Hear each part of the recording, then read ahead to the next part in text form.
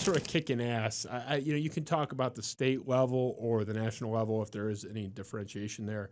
Are you familiar with kind of who's doing the best of, FanDuel, Barstool? Yeah, FanDuel's number one nationally and locally as well. They're number one in the state. BetMGM's second. I'm just talking sports betting here. Right. And then DraftKings is three. But those three are all very close. Barstool is a little bit of a distant fourth on the February numbers. Now, when I talk about ranking them in the numbers, that's handle. That means how much money in bets are being placed. The Barstool guys would argue that those first 10 days of January, they were maybe doing a little bit better than that ranking because their revenue was a little bit better, the take that they make there. So there's a lot of different ways to look at it. There's gross revenue, there's adjusted revenue. When you pull out some of the promos that they give away too, they can write off that as tax credits as well. So there's different ways of looking at it, but we prefer inside the industry, it's handle, it's an apples and apples comparison. So FanDuel's the one. And if FanDuel, DraftKings, BetMGM, and especially FanDuel and BetMGM, if you're watching games like we all are in March right now, those are the ones you see spending the advertising. Yes. Those are the ones giving you the free bets. You do this, you get a free bet. William Hill and PointsBet coming up really strong in that middle tier these days too. If some people are looking for some deals out there, and I know they probably are, I think that those are two companies to take a look at as well. I don't endorse ones, but I can tell you what's good and what is maybe a little bit lacking in some of the different operators, and those are ones that are spending money. And in this industry, the trend is that you got to spend money up front to get the customer acquisition, and then on the back end, not only are you going to be able to win the sports betting game, maybe squeeze out the market share of your mid to smaller companies in there, but you're also going to be able to cross sell some of that casino. The poker is going to be coming in. BetMGM just launched poker yesterday as we tape this here. So there's opportunities down the road. Michigan's always going to have sports, going to always care about the sports betting. And I think that gambling culture, which again, we got to check and we got to watch out for, but it's only going to grow here. It's interesting because, like I mentioned, I have DraftKings, and I have not placed that many bets or a super high amount on these. I mean, I'm not going to say how much, Sure, but not $5,000 or anything like that.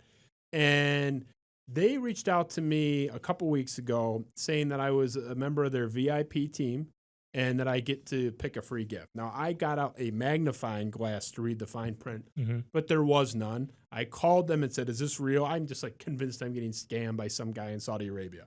It was actually a legitimate thing. It's a link, and it had 40 different things I could choose from, and they were all $500 retail value, all of them. I mean, it was a top-end Apple Watch. The thing we ended up choosing was this really fancy espresso machine. I went on Amazon. It's $575. They just gave it was there the next day. It was 36 hours later. It was there.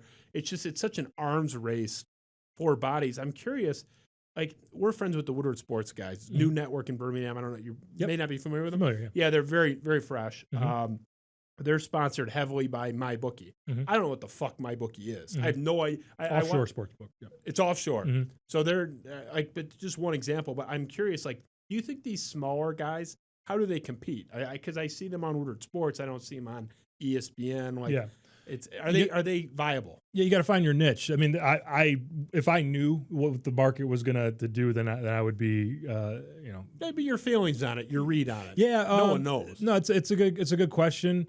I think that it eventually is going to consolidate. I think that you're going to find that there's going to be winners and there's going to be losers. Now, that said, there might be some acquisitions involved there. So we'll see how that all kind of shakes down. Keeping in mind that PointsBet, which is a mid-tier one, and I think number 5, the highest of the others, behind that top 4, there's 12 sports betting operators right now in the state of Michigan. Will eventually be 15, probably by the end of the year. There's 15 licenses, so that's the max cap right now.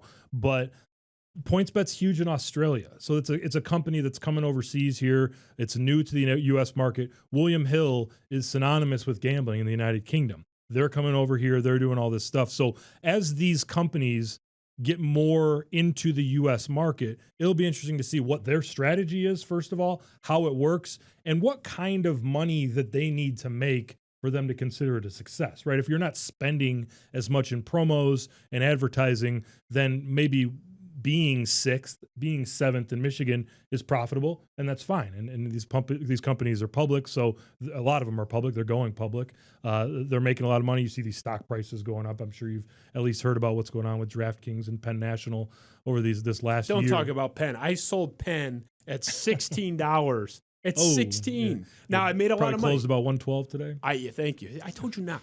I bought it's still a happy story because I bought it when it went to like 7. Uh-huh. So I made a ton of money on it, but yeah, not a happy ending. Yeah, it's I guess. and that's just all speculation, and it's just kind of this belief that everything's going to continue to grow, and there's credence to that, of course. And I'm not a stock expert, but yeah, I mean, how these companies all kind of shake down, and whether you have to see, you're starting to see more ads for William Hill on Yep. TV. You're starting to see Barstool kind of reverse course a little bit. First was that viral marketing that they were doing the first weekend. Portnoy's doing pizza reviews all over East Lansing and all that stuff across the state, staying at Greektown. But now you're seeing that ad where they're yelling you on TV. My dad says he turns that ad off every time. But with Portnoy and Big Cat yelling at you, you're seeing more the PointsBet stuff. You can't Red Wings. They're on the ice for that.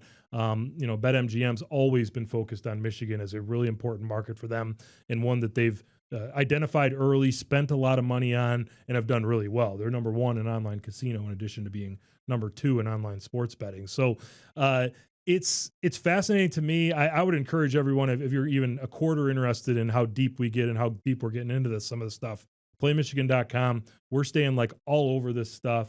And to me, and the sports teams other than March are pretty bad. I don't know if you've noticed here in the state of Michigan, but watching the horse race of what the strategies are with the different companies, who had a good month when the revenue report comes out, who had a rough one. I'm enjoying watching that as much as any other Detroit sports these days. Oh, before you go to another tab, please like, subscribe, and follow for more clips and highlights. Good? Okay.